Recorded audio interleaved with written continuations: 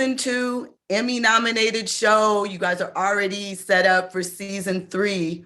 What has this experience been like for you guys coming back? Well, what was it like coming back for season 2 now here at the premiere moment? I'll start with you, Tami. I was so excited to be back because, after season 1, child, I didn't know where Denise was going to end up. No, but I was happy to be back for season 2. It's always, like it's like a family reunion when we come back together to do this work. And everybody had been doing their own things for maybe like 6 or 7 months. Yeah. And then, we come back and we're able to just step on the space and perform and bring all these wonderful stories to life. So I was happy to be back for season 2. Hey, look, I'm happy to be back working. Amen. Working on a hit show, working on these great people every day, and it's truly a pleasure. So it is a blessing to be a part of something that's way bigger than me. So what I love about Denise and Terry's relationship is that they're not in conflict. They are actually on the same team a lot of times. And sometimes we don't see that with in-laws. So can you talk to me about their relationship together and how you guys come together to make that connection on screen seamless and like your family? Wow, that is a great question. Thank you for asking. Denise and Terry have I think a great relationship because of Pat, and whatever Pat, the foundation that she laid down before we even got together, that established what we were, what we are as human beings and as brother and sister. Obviously, we both have our own minds and way things should go on happen in the house, as in-laws would do. But at the end of the day, we love each other. We have the utmost respect for one another as human beings, and not just Tami and Jay Bernard, but Terry and Denise. And we always pray that rings true as the audience is watching, but at the same time understanding that, hey, just like with any family, you're gonna go through things. You know what I'm saying? You're gonna get a little dirty, but it's all about how you get up after that. How do you lace up your bootstraps and get back up and continue the journey? And that's what we do as we both go through different things through the season to try to hold each other up and move forward and try to figure it out together as a family, ultimately. So Tami, for the character of Denise, we obviously saw her go through her challenges in season 1. We weren't sure what was going to happen, like you alluded to, for season 2. How are you feeling about her arc this season? We see her, changing things over, becoming a Christian. What is that like for you as an actress to step into this arc? I think people are going to see some things that are very unexpected for Denise, but what it represents in this particular moment and this particular season is just what life is about. You can be on the right path and something will come and all of a sudden you're 3 steps back and trying to get 10 steps forward. And that's what Denise is going through. And I think it's just a testament to what everyone is going through in life, right? You're always going to be met with some type of challenge, and how you react to those things determines your character, your integrity, and whether you're truly growing and evolving. And so that's what people are going to see Denise go through, and me stepping into that and being able to bring that to life is what I'm saying. I go through it all the time in my real life. So it's like, okay, I'll just bring how I felt, the emotion that I felt in real life to this situation with Denise. So with a comedy series like this that has, pushed boundaries and taken things in a different direction for this new millennium where we're at, were there any things in season 1 that you were maybe unsure about, but once you saw them evolve on screen or how it came out, that you were like, okay, I had nothing to be unsure of or concerned about initially? And we were perfect. There were no.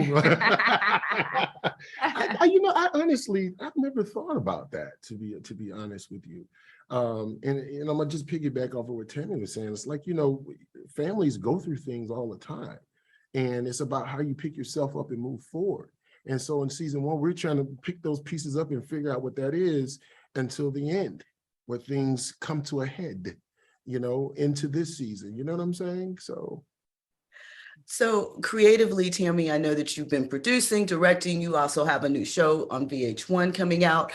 Is there an opportunity that we could perhaps see you directing in season 3? I do currently direct. I was fortunate enough to do a show called Uncensored for TV1, and I directed 2 episodes there. But I like single camera directing. I do not like multicam.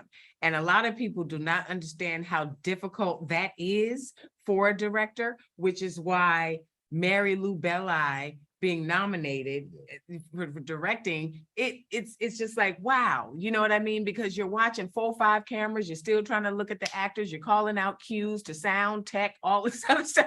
I was like, child, I ain't got time for that. Put this one camera in your face and let me just go ahead on, it's very difficult and not something that I aspire to do.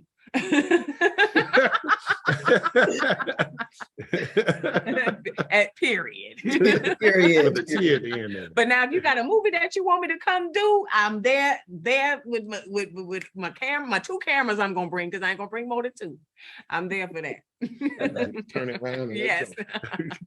So Jay Bernard, you coming from Broadway and stepping into the sitcom space, what is that like for you? Is there a comparison to performing on the stage versus performing in front of a multicam comedy series? Do you prepare differently? What's that experience like? You're going from 8 shows a week to rehearsing during the week and doing a live taping at the end of it.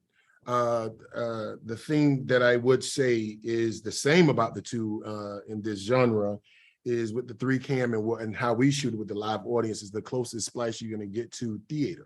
So I'm at home, because we're ebbing and flowing off of the audience, just like you would do in live theater. My problem always was, because I have this big voice, I have a big instrument, right? And I'm always told to fill, speak to in the back of the theater and fill it up. So Miss Debbie would be like, Jay Bernard, you're not in the theater.